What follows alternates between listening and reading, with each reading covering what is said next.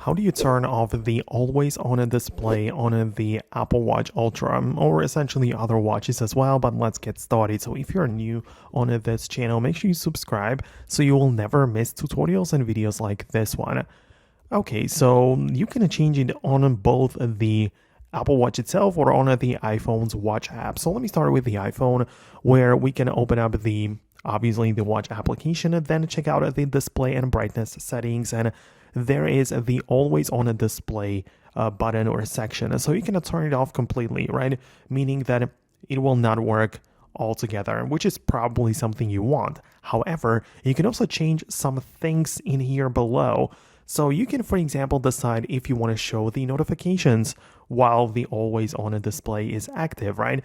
And if so, from which app? So you get to specifically decide it right here. Same things for apps and live activities and even complication and data, right? So for example, you don't want the weather to show up on the always on display for some reason, right? So you get to set it up separately and manually right here. Yeah, but the point is that you can also do it on the watch itself if you prefer it that way. But the process is going to be exactly the same, where you go to the display and brightness, find the always on display, and you get to turn it off or manage all of the other settings which I mentioned just now. So let me know in the comments below if you managed to turn it off. Most definitely subscribe so you don't miss tutorials and videos like this one, and I'll talk to you later.